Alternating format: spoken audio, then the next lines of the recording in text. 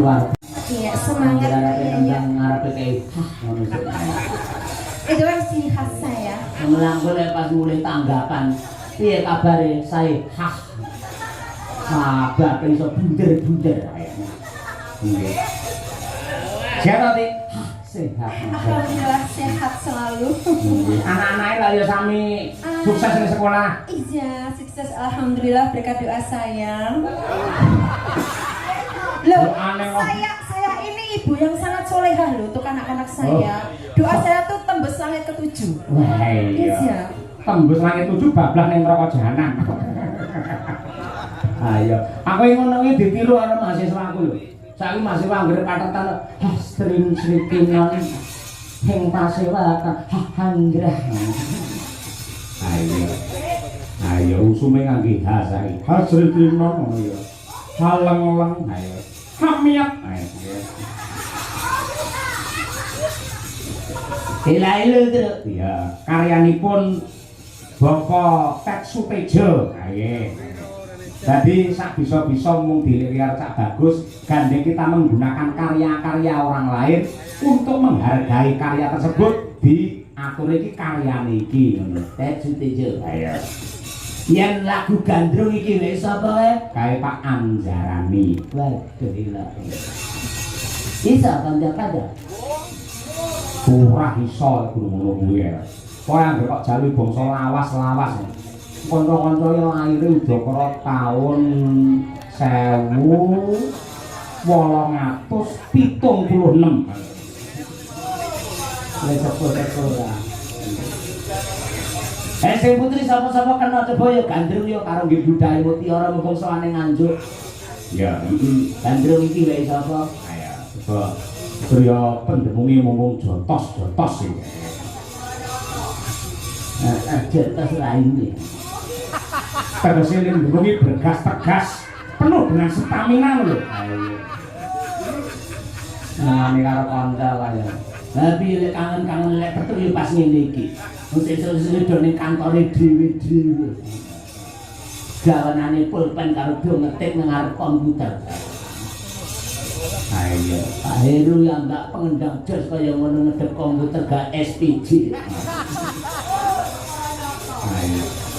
Maka diaturake gandrung karya Pak Anjarani Langur rumiyin putrine sinten jenengan pilih piyambak dengan tuding piyambak ora dengan sarirani piyambak. Yuk.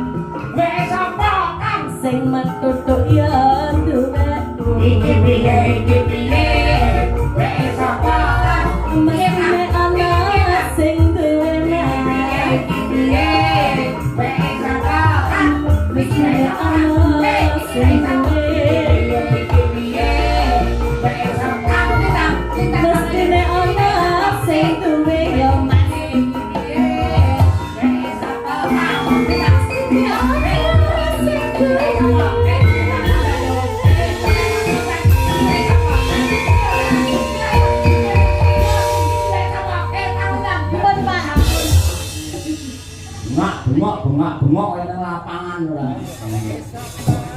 Apik temenanan iki. Ayo. Seneng banget aku. Seneng. Para nyata. Ayo.